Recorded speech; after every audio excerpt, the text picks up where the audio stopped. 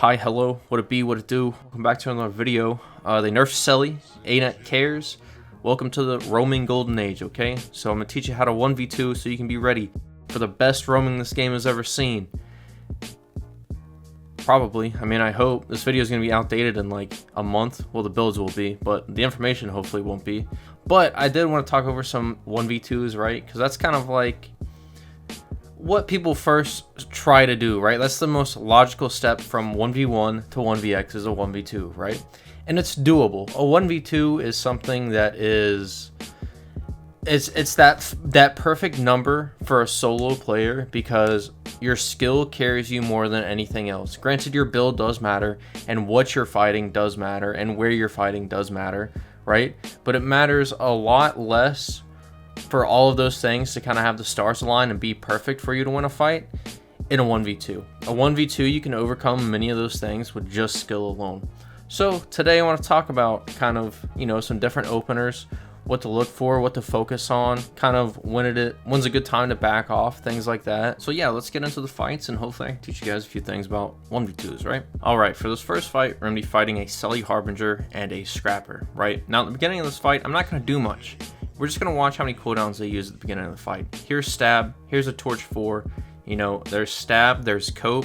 Here's another skill. I don't even know what that was, but it hurt, so I'm blinking away. And I'm using a lot of my defensive cooldowns. I've taken this time to get my heal off and waiting on some of those boons to dissipate, right? Because they've used so many of their abilities, I'm able to use my Continuum Split Burst to not only burst them once, but twice and kill both of them at the same time. Something as simple as waiting on cooldowns or waiting on skills to be used, even if it's wasted or not, can really pay off in some of these fights where classes are normally pretty hard to fight. But when nothing has their cooldowns, they're not that hard to fight. This next fight is going to be versus a Core NG and a Willbender. Now in this fight, I'm going to hop between both the targets whenever it's best for me to do so. However, at the beginning of the fight, I'm going to focus this Willbender just to get some cooldowns off of him, see what he uses, and see if I can get any good damage pressure off of him. The more cooldowns he uses at the beginning of the fight will help me later on. However, while I do this, I get mowed by the engineer. This tells me I need to look out for a tornado or another MOA later on in the fight. However, it's best to just focus the engineer until he pops Elixir S, and then I'm back on focusing on the Willbender. Once they pop that stealth, I'm going to go with a shield 5, use my shield block, and just kind of see what the next move is that they're going to try to do. As soon as I see that F3 from the Willbender, I know it's best to back off because I can't really counter pressure him or CC him. And it's probably best to just go ahead and open back up on the NG out of stealth with a Spear 2, land a Spear 5 on both of them, and get some decent damage pressure on the NG. Here it's best to just focus on the engineer as fast as possible, and as soon as I see that tornado, it doesn't surprise me. I knew I was looking for it. I just back off, and really my biggest thing is just waiting on that shield 4 to come up so I don't get perma CC'd by that tornado. As soon as the Willbender uses F3, I play defensive again, use that distort to get my heal off, and then I'm able to finish up the core engineer.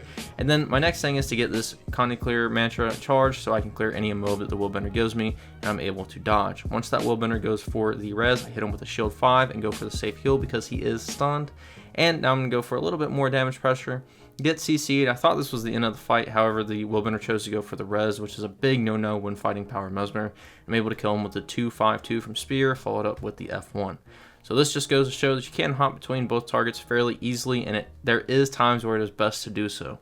Knowing the strengths and weaknesses of what you're fighting and what you're playing is a huge advantage. Here I'm fighting 2 Reapers, and I know the longer the fight goes on, the more advantage they have. They have a lot of damage pressure and a lot of CC pressure. However, unfortunately for them, I have a lot of CC pressure and boon rep, which is the worst thing for these Reapers. So I'm able to pretty much fight this very confidently. I'm able to down the human female Reaper in the gravel and back off as soon as I get the down. And I'm going to wait for this other Reaper to go for the res, and as soon as they do, I'm able to capitalize on that as well. And like I said before, going for a res while you have a Power Mesmer around is pretty much a death sentence. So knowing those two things, I'm able to capitalize on both of them during the fight and make this a very clean and easy 1v2. Now in 1v World, a lot of your fights are going to look like this, where 1 or 2 players are going to engage you, but there's more around. So it's always best to kind of take note of what's actually around you before you start fighting. Here I see a mech is here, but also this thief is coming towards me, so probably the thief is going to engage on me. I open with an F2, followed by a Scepter 2 into an F1, and land a ton of damage on this thief, and that's when the mech starts to make his way towards me. Now normally I would say never chase a thief. It's okay to focus one. I would probably never chase one except on Virtuoso, where it's easy for me to do so because I have so much range pressure and he's also so close to being down.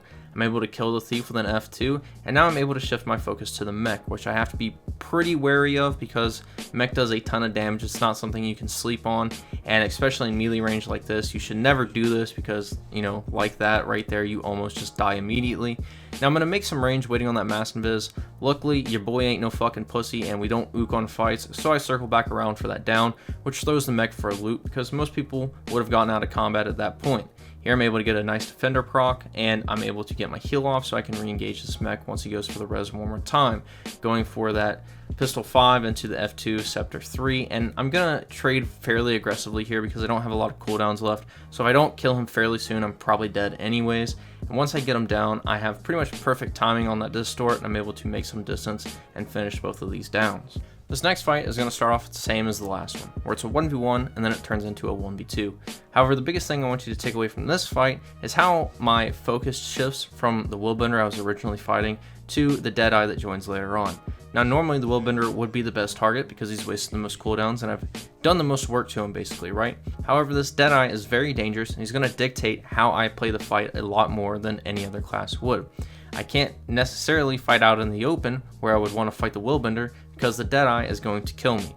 Now, this kind of brings up a weird little thing where I can focus the Deadeye, but it's not really the best option, so I'm going to have a backup plan, right? I'm going to jump on this Deadeye, and if he runs away, then I can go straight for the Willbender. However, as soon as I do this, I see that he opens up with the rifle, then swaps to his DP set, so I know that I can down him fairly easily with an F1 shatter, and then I can continue to split my shield 5 and hit the Willbender twice with the shield 5 and force the F3. However, Spear has a lot of damage, so I'm able to just keep on damage pressuring the Willbender until they're both dead for a very quick and easy fight.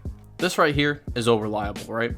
This is the montage special, if you will. And my biggest goal with this is try to get somebody out of the fight as soon as possible. So I'm going to look for whatever looks the glassiest or the easiest to kill and go for that first.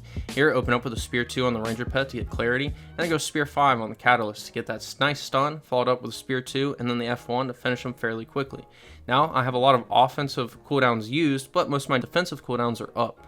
Here, the Ranger goes for the res, so I go for the safe stomp, which forces the Ellie into misform and prevents the Ranger from actually resing him. I get the clarity off the Ranger and open up with a Spear 5 into the Spear 2 into the F1 once again to down them both.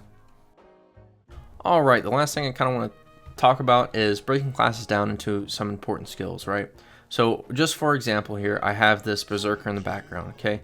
I know that he has Headbutt, he has the Arc Divider, and let's say another important skill is the heal, right? So if he uses his Headbutt the first 10 seconds of the fight, I don't have to worry about the CC. If I can interrupt his heal, I don't have to worry about him healing. And if he tries to Arc Divider me and do a ton of damage, I can just simply dodge it or block it, right? Now let's say something else shows up. I'm not going to use this Thief because he's just spamming fucking stealth over and over. But we're going to say, let's say Harbinger, right? He has Cope, he has Invisible Gravwell, and something else you might want to look out for is I don't know, Dagger or Axe 3, right? Because it corrupts boons, okay? So if I know that the Berserker used Headbutt extremely quickly in the fight, I interrupted his heal and I blocked his Arc Divider while the Harbinger coped at the beginning of the fight and all his boons are gone, I know I can be pretty aggressive on either one of my targets and I don't have to worry about really important skills for a little while. And this will also keep you from, you know, dodging auto attacks and blocking just random things and give you some actual things to look out for so you kind of know how to pace yourself and make your cooldown stretch longer in a fight. The last thing I want to talk about is montages, right? Montages are just highlights, of course, right? I do them, a lot of people do them. There's no point to highlight all your losses unless you're trying to be funny.